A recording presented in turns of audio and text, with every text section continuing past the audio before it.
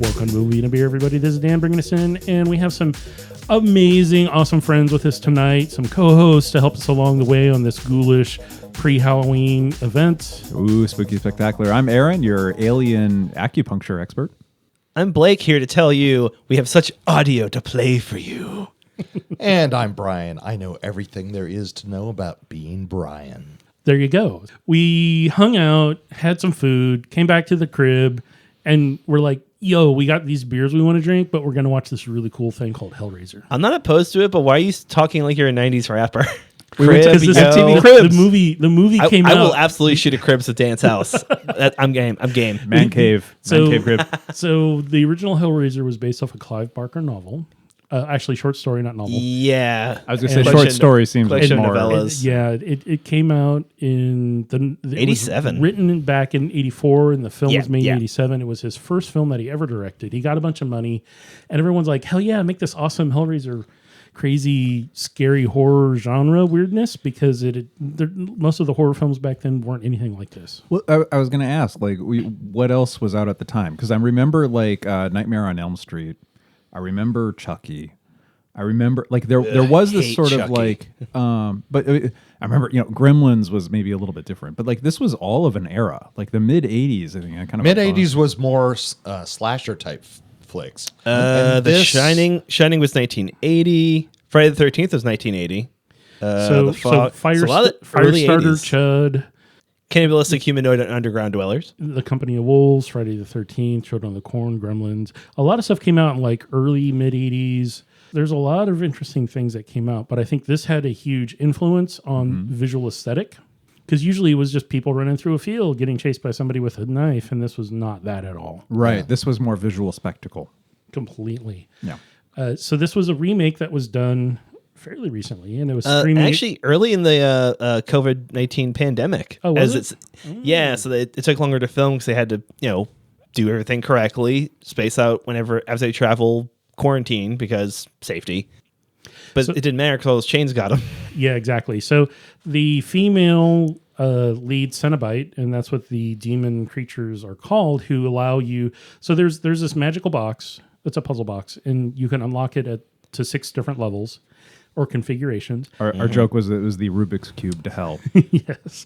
It has 6 sides, and there are 6 ways that you can pass into hell based on if you've been marked as a sacrifice, or you yourself are the one wanting to go. Or if you live in Massachusetts.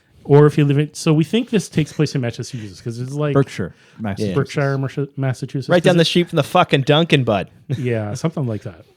There's Dunkins everywhere. That doesn't narrow it down. No, Boston loves Dunkin' Donuts. That's where they got started. Correct. It's apparently a thing. They dropped the donuts from their name now. Now they're just Dunkin', aren't they? Give me some Dunkin'. Got the points. We run in on Dunkin'. And this is not a Dunkin' podcast, though. No, it could be. Maybe they could sponsor Let's talk us. about Hellraiser. Movie and a donut. Okay, so it was directed by David Bruckner, who did The Night House and The Ritual. And The Ritual was actually a really good film. I watched that. And that's more of a classic horror, kind of scary, ghosty horror, versus this is more, as described while we were watching it, as S&M dungeon weirdness with, at what point does aliens. the pain go to pleasure? Mortifying the flesh, as it were. Yeah. Yes. Yeah.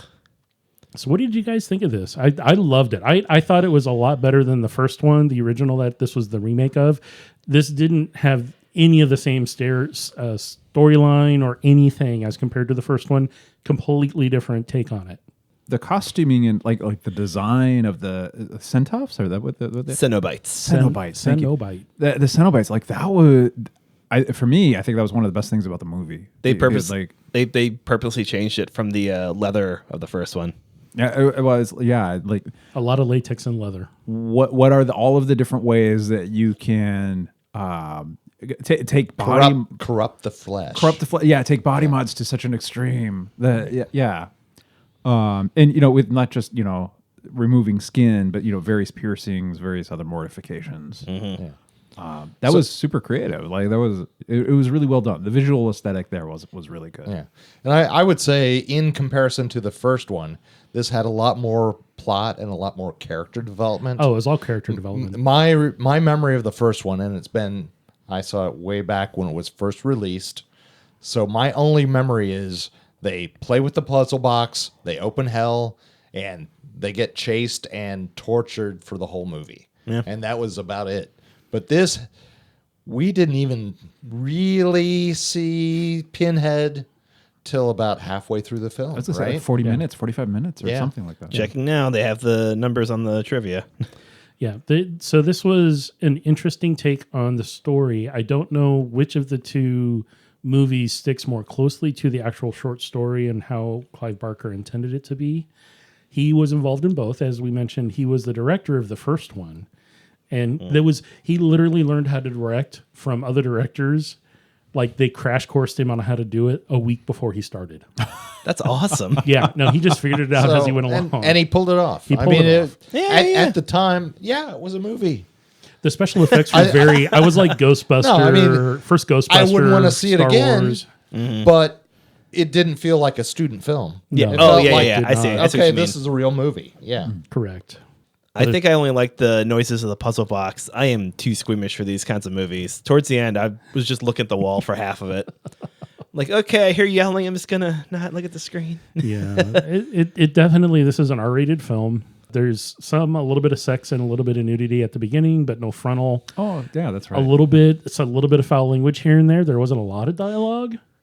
There are drug references. A lot of drug taking and drug references. A lot of, if you're triggered by like, oh, I'm an alcoholic and I went back to drinking kind of thing, or I'm a recovering whatever. This is very much you don't want to watch this because it's about we don't care. We're just going to do it. If you have religious trauma too, and you think this toy might send you to hell, this also might, Correct. Yeah. But they didn't know. I mean, she didn't know what she was doing, but her boyfriend hooked her up and set her up to do it. Though I mean, it's like you got to be careful with who you get involved with because it's like you never know, especially if you meet him in rehab. That's Or what her your AA brother meeting. said. Or if That's you're what having her a brother said. Or if you're having loud sex on tapas night. There you go. Oh Which yeah. which is what happened in the beginning of the film. Don't ever do that. Yeah, That's rude. Yeah. Just put on some hip hop or something in your room. Yeah, yeah. Sade or something. Well, hip hop I think has a little bit a beat you can go to, whereas Yeah. Sade Yeah. not really doesn't have a beat to go Just to. like follow us from our You Boyz should II listen to her Men. most current album. I know. It's got a little more electronic beat to it. Does it? It does. All right, cool. Follow us for more house. Yeah, I'm- Yeah, welcome to Sade and a beer. So I'm a closet Sade fan. I read that they wanted the industrial electronica group Coil to do the soundtrack. Clive Barker was a fan of theirs, and he wanted them to do it, and the studio said no. So it ended up being the standard traditional, like you've got classical music-y, backgroundy stuff.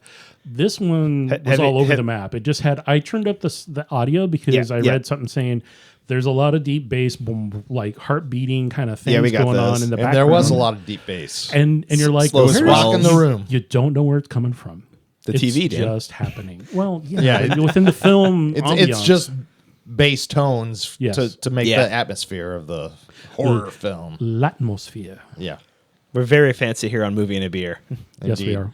Hey, you know what? We had some beers to go with this. We did, Which we never mentioned. We at the did not start. mention them to start with. So we had one already picked out. We went to dinner, stopped at Service on our way back, and picked a second one out. Some proper spooky beers. Spooky beer. We'll get into those a little bit later, but yeah. So from Wayfinder, we had Luna Merta, which is an amazing visual can design, and it's a really nice, solid Vienna style lager. And the other one is called Narfel the Garthok. And if you know anything about the Coneheads movie, That's why it sounds familiar. that's okay. where it's from, but it's got a demon on the front.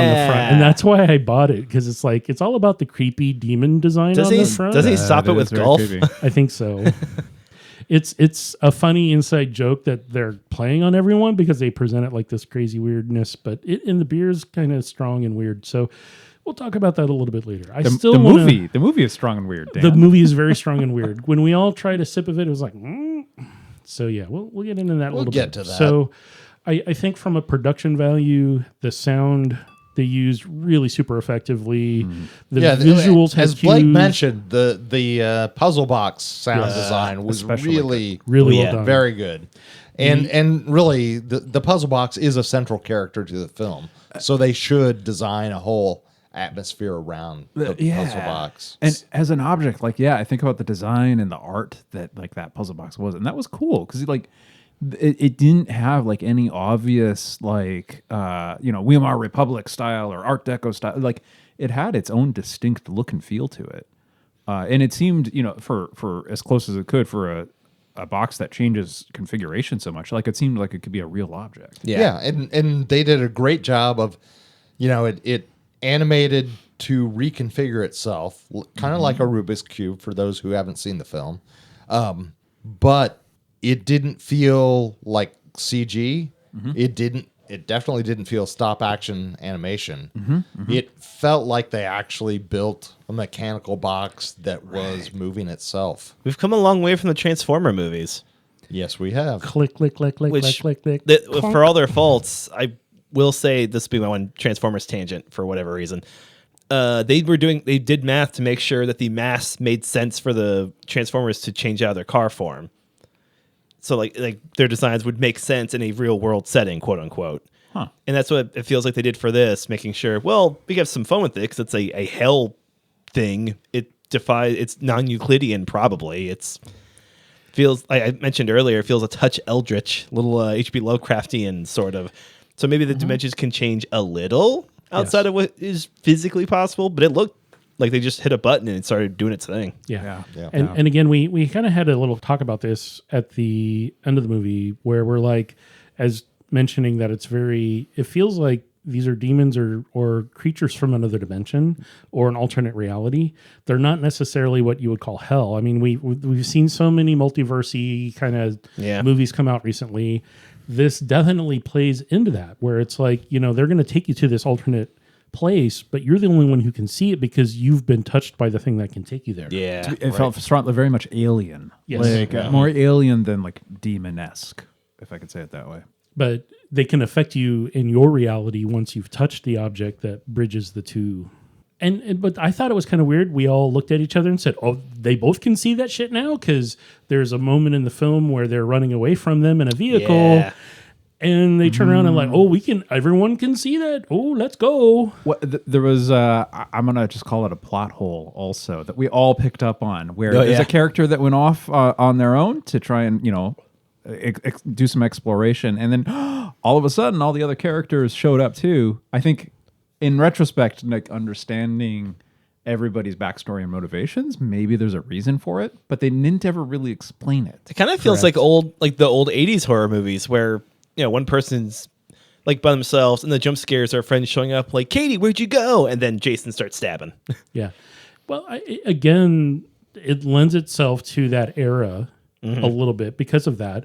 You don't necessarily have to explain everything. I mean, it is a story. It's horror. I mean, that the horror genre in and of itself has a lot of nonsensical shit that happens. Suspension of disbelief. There's a lot of suspension, and especially because you got shit Suspension from another from chains. dimension. You got stuff coming in that's not of this earth, and like the guy's running around with I'm going to totally plot spoil the hell out of that one. I think it's fine. He's I don't got think a he piece loses of anything. machine. So the first guy who solved it, and that's his built. They come back. Voight is the guy's name, and he lures them all back into like he wants to reconfigure it and pick a different thing because different gift. he doesn't like the gift he got because he's still alive, but he's in excruciating pain continually. Exquisite pain. Exquisite pain, because pain and pleasure are the same to the Cenobites. He even says that. He's like, their gifts are curses. Be careful what you wish for. Yeah, he does say that.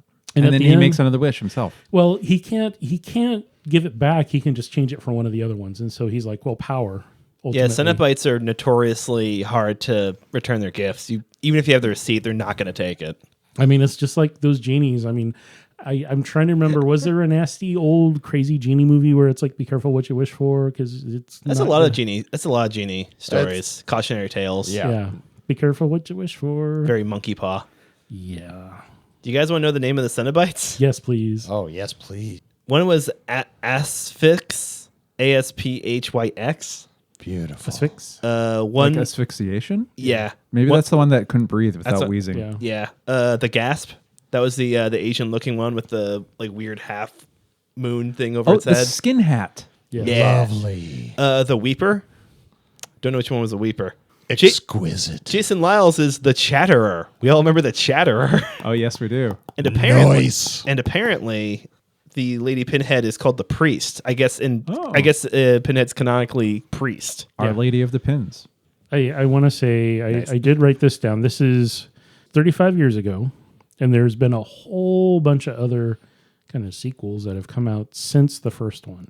Apparently, the third one, he just raises hell in New York. Yeah, it goes Like there's Jackie Chan. Didn't mean to make that pun. there's even one in one does. space. Exactly that's- like Jackie Chan. There's one that's a space Hellraiser in station. space. Hellraiser in space, where it Just turns to like space. Jason in space. Yeah, Yeah, Jason X was dope, dude. yeah, it was crazy. Well, Jason versus Freddy. I mean, that was okay, but we're digressing. Yeah, that could have been better. Yes. Soundtrack was fun. So this hits different though than I think just like scare movies, like the ones that just have the Jump scares. and like this hits different because this is like creepy body mod alien Yeah. demons walking down the hallway that are gonna like just remove your heart out of your body. And Like, it did definitely want the audience to think about some things. Yeah. Now, it wasn't clear to me what those things were all the time. it was trying. But it was trying to be something more than torture porn or jump scares. right. there weren't that many jump scares. No, there weren't. Nah. There were maybe a couple. There were a couple times when you knew the box was going to spring the blade and cut somebody. Yeah. And you had that anticipation of the wound. Yes, and of course, they have to kill the one gay guy off. Oh my god. he lived. There's technically two. There were two. Well, yeah, I there know. were one I'm survived. saying that out of spite because ultimately, in every TV show and every movie, that's what happens. I It's will- like, come on, man. Yeah, I think the I will tropes like say they bury your did show gays gay or something. affection on screen. they do, and that was nice. And it's Like, not it- shown. yeah. Well, Clive Barker probably had something to do with that. I'm just going to leave it at that. Good for Clive. Yes, he can do what he needs to do and be himself and be happy, Heck yeah. as we all should be. I want to say that there's a lot of interest in the horror community about this film because it is a really nice reboot. Hey, there's only 9 other movies you can reboot, out of the franchise, but they did the first one because I thought it was probably, we need to restart the series, and they're probably going to milk this shit for a while because Lord knows the box is just sitting there. Plot spoil. Yeah, She leaves it in the end. So one of the configurations is the choice of guilt. Lament. And so she's just going to lament the rest of her life, and they will live off of the pain that she lives through lamenting. And they're okay with that. Oh, They yeah. have no problem with you It's an choosing organic pain. It's more ethically sourced. that. Correct. And quite frankly, I would have chosen that too. It's far better than Yeah. flesh hooks. Yeah. Well, from a human my perspective, opinion. yes. But they were all Yeah. disappointed, like, oh, you chose the thing that's worst for you because you could have this exquisite, beautiful pain, and you're not choosing that. You're going to have feelings instead. Yeah, you're going to live a long, full life, and we're going to enjoy it. Everyone's shaking their heads. Yeah, Long, that's full what life happens. of regret. That's right. And tasty beer. And tasty beers. Well, Speaking of regret, Yeah. all right. This is the moment in the Movie and a Beer podcast where we say adios to the film and say hello to a couple of beers that we enjoyed. We knew that we were going to watch this film. Earlier in the week, I stopped at our great friend Tim and Petra's shop called Mac Wine Cellars over on Greeley and Killingsworth and picked up Wayfinder's Luna Merta. This is a Vienna style lager. This has been around for a little while. This is one of their core beers. Does that mean moon killer in Spanish? It does, something like that. And it's Okay. got this beautiful, like, interesting geometric design, like a box, surrounding a moon. And it's a shiny can. A lot of their cans are really shiny. And it has these weird kind of designs on the side. And I was like, oh, yeah, that's very, very, kind very of like Hellraiser, kind of like the puzzle box. It's very puzzly. So, Brian, I know that you really enjoy these styles of beer. This is a 3.5 ABV. I couldn't find an IBU, but this, traditional nutty Vienna malt. I mean, long aged, tender loving care. This beer took time to make. It does have a really silky, smooth, but kind of toasty and malty mid to back. I mean, you're drinking a malty beer. Yep. It's not bitter at all. I get you zero bitterness out of it. Not bitter at all. I enjoyed it quite a bit, but that's kind of one of the few styles that I really enjoy. Not hoppy, which is the first thing I look for. That's your jam. That's my jam, y'all. It was good. I would say Did it go with the movie? that's what I'm trying to figure out. I mean, it was a little darker beer, and definitely a dark subject matter. Yep. It was okay to drink with the movie. I would actually think something lighter and less complex would go better with the movie for me. I'm going to completely disagree with you on that. I want it to be good. complex. Fight. I don't want a hoppy, distracting, shitty beer, but I want something smooth that's just going to be like, ooh, yeah, ooh, because we did that. Everyone in the movie's like, we're all watching it going, ooh, okay. And this beer was kind of like, okay, yeah, all right, it helps along a little bit. I don't know. Blake, what'd you think? I don't want to drink anything with this movie. I kind of wish I just had nothing. Water. I enjoyed the beer. He's hydro homing. There was a choice. Yeah, Aaron schwepped it tonight. I had tonic water, and I'm glad I did. Yeah, I think that was the right call. Like, I enjoyed this beer. I like most everything Wayfinder makes. The more gory parts, I'm watching both y'all because I knew you guys were squeamish, and they're like, "Oh, looking away." I'm like, "Oh, come on, you're missing the good part." Agree to disagree. You're missing the best part. Yeah. Lots of visual. I'm just saying there's no rending of flesh in my bedroom. Oh yeah. Well, some people are into that. You know, no, I'm not going to kink shame anybody, but we definitely don't need to kink shame this beer. So this is a really nice. It was a fine beer. A good quality standard from Wayfinder. Props to them.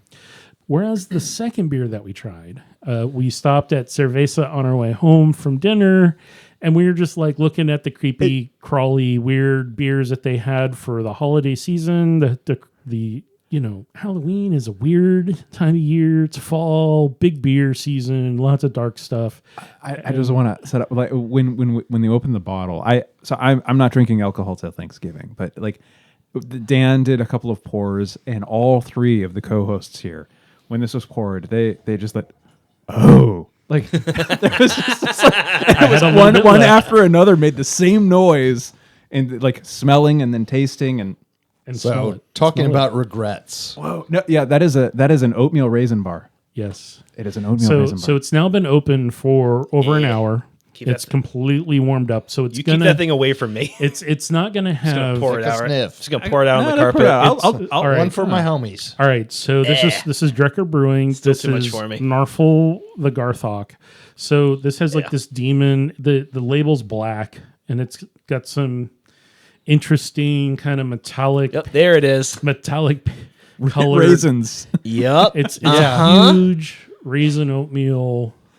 It's like the California Raisins just opened a concert and everyone's throwing up. You know, all right, I'm going to read the bottle. It's not unpleasant, but if you have to know what to expect. It is really big. So this is a bourbon barrel aged imperial stout with banana, peanut butter, cocoa nibs, cinnamon, marshmallows, and graham crackers with milk, sugar, and honey. So this is basically everything in the kitchen sink. Yeah, associated with an oatmeal bar. The banana and cocoa are very subtle. They are. Yeah, I didn't catch much of those at all. I love the little coconut. The cocoa is more on the nose once it's warmed up a whole bunch. Okay. But it's not bad. I think if you just know what to expect, and if you had that with food, like something really like intense that would stand up to it. It was okay. I mean, I like big stouts, and it was okay. So, it just didn't go very well after the first beer. Yeah. It like the flavor profiles really conflicted. Yeah. Mm-hmm. And I would also make the point that maybe this goes better with the movie because it's dark, hard, it's complex. It's very complex. And it's not what it was not what I was expecting. Yeah. Which is one of the main points of the film. Yeah. That summoning these Cenobites is never what you expect. Nope. The gifts are not what you expect either. Yeah. And it's not super approachable, but it's good in its genre. It's not super approachable, but it's good at its check. Yeah. The Joe Six-Pack is not going to like this beer. No, this is a 13% ABV, and it has 0 IBUs. Hachi-machi. Yeah, it's 13%. So it says here that it was aged between 12 and 18 months on both Strahan and Old Fitzgerald whiskey barrels and bourbon barrels.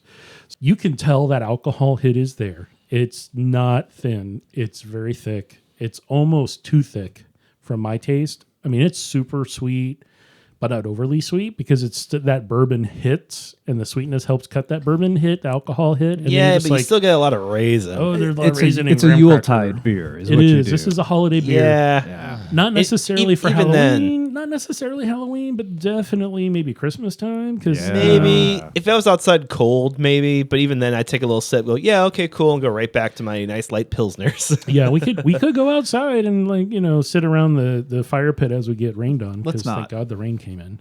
Thoughts again? If we were to have a different style of beer, or if you wanted to pick something different, what would you have picked?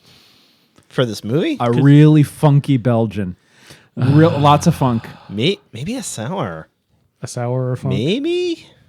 I think something like funky, weird, complex. Because like the movie to me, funky, weird, complex. There wasn't a lot of nipple action though. Unfortunately. No. Everyone's nips were covered by folded flesh. There was some muscles. Yeah, That's a muscular- exposed muscle and spine. There's a lot of really Just interesting, embrace this. interesting gore that happens at the end of the film. Not a whole lot during the film. I mean, they saved it all up for the very end. Yeah, I They tease it a little bit with there's some the first dripping couple. blood, Yeah. but not a lot of.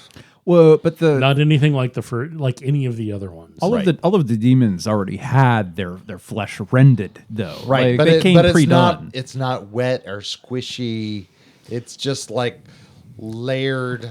I would say that Flesh there, and so muscle. Yeah. so there were What was there was a museum exhibit that was traveling around that had like people's preserved bodies. Yes. I can't remember what I know what you're talking about. it kind of gave me that vibe because it was Yeah. like had the musculature. It's very clinical. Yeah, it was. almost. Yeah, It was very clinical. And so if you're okay with that kind of creepy and gross, dear listener, then you'll be good with this too. Yes. I would also like to add that you I guys thought are- Blake was horrified. No, I'm yawning. He's Trying to yawning be polite, over but now that Aaron's calling it out, I had to yawn. Blake's human too. we all are human. The interesting part for me was they didn't hype or make any of what the Cenobites had and what they were made of the focus. It was all secondary. They just showed up and they were what they were.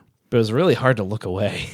It was. Once you saw them, you're fascinated because you're like, what? Like, how is What this put together? I don't How want to are look they- at it, but I can't stop What, looking. what did they wish for? Because that's what they asked. Oh, yeah. I asked for the one at the end. I mean, he asked for power, and he became one of them, and it was weird. He seemed to like it. He did, and that was his whole thing. He's like looking at his body, going like, "Oh, I'm still whole." Oh, no, you're not. I'm experiencing new things I've never experienced before. Correct. How hard it is to be a rich super billionaire and to not have He new was freaky deaky. and to not have new big things, into hedonism. new goals to achieve, new things to conquer, like new experiences. Yeah. There was a lot of callbacks to the original movie. There was a scene that occurred in a hospital, just as this one where the he had psych ward. The psych ward. He had gone in, and they went to go talk to the woman who had Selena, who inevitably got taken because she got marked, and she didn't mean to, but she did. And then there was The pivot, not the pivotal, but like the line, we have such sights to show you. Correct. It's said by the priest. yep. The one, when Trevor tells the roommate Nora, "What's your pleasure, ma'am?" Apparently that was from the first or second movie. The A couple of callbacks. when during the first one, when the main the daughter, the girl that is running from them and trying to save her own life, like, figures- Riley, I think. Riley. I think that okay. So in the first movie, not this one. Laura, I think, Laura Karen. something Laura like sounds that. right.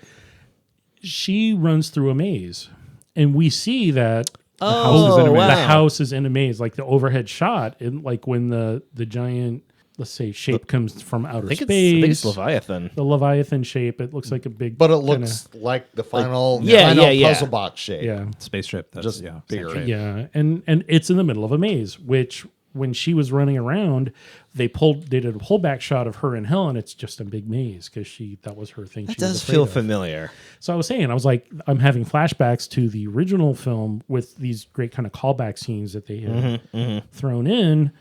Again, this isn't a one for one. It's not remade anything like the first one. The first one was super creepy, and she was feeding it to like bring the resurrection dude back, and it was super. Apparently, they asked the original actor who played Pinhead if he wanted to come back, and he said, "No, I want to. No. I'm happy with where I ended. I trust you guys." And he tweeted like, "I love these designs." He thought it was great. Because his his pinhead design didn't have a lot of secondary. It was just the pins and wearing like a coat, kind of, right? Like a leather coat.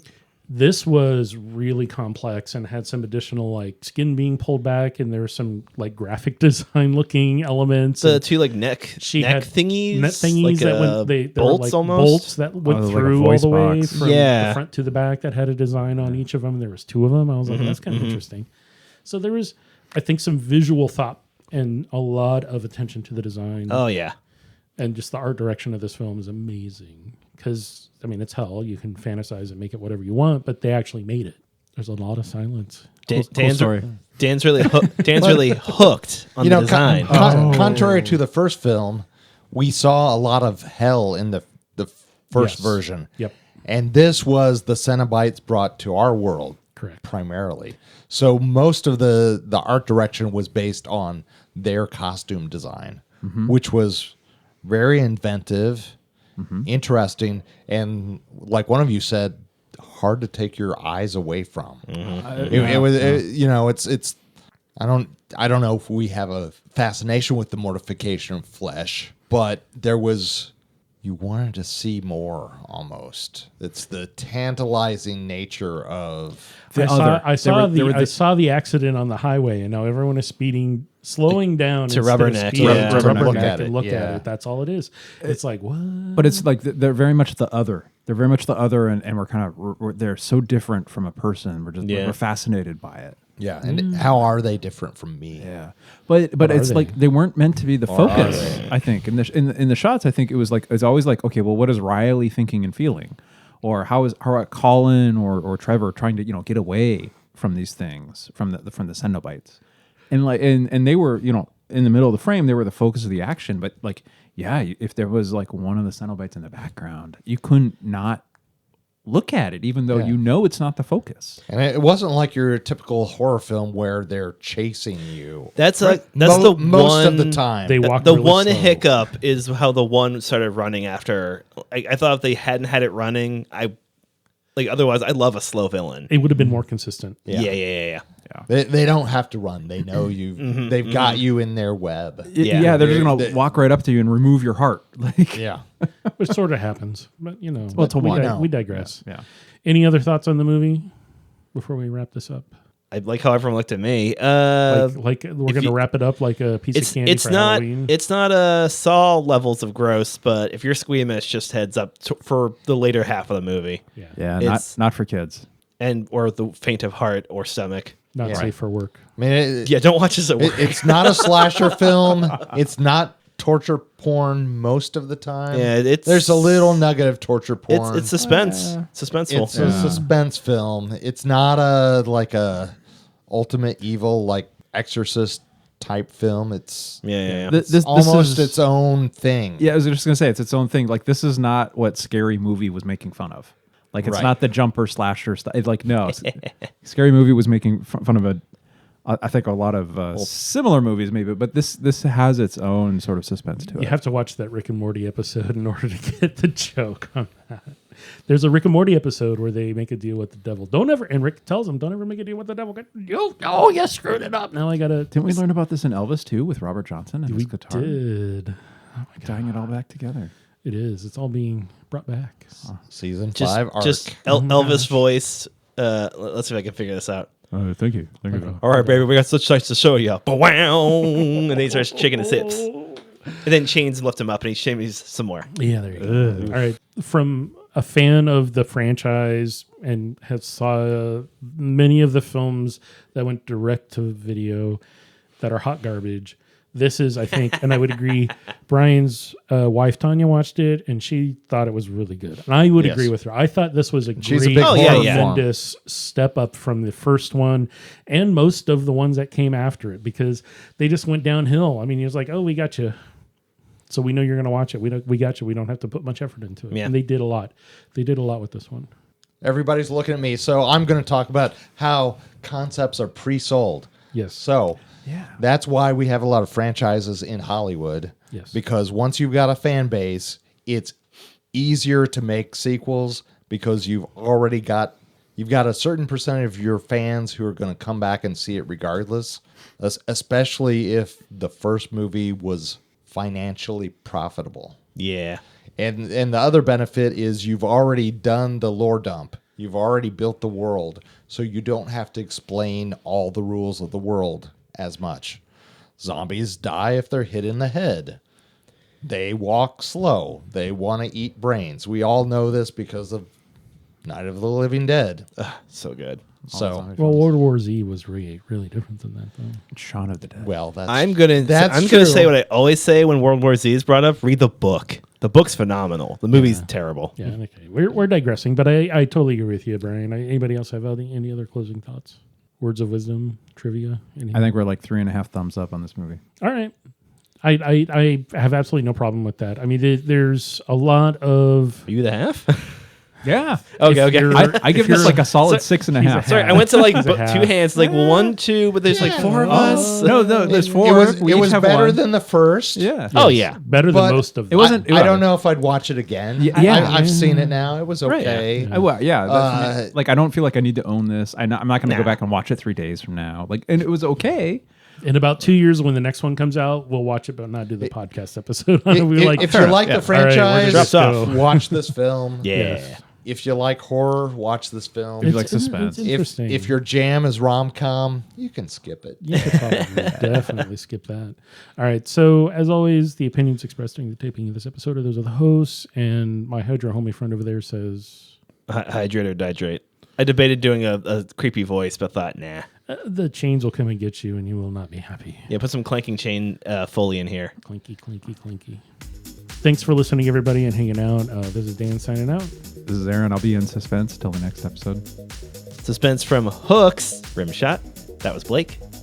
And Brian saying goodbye.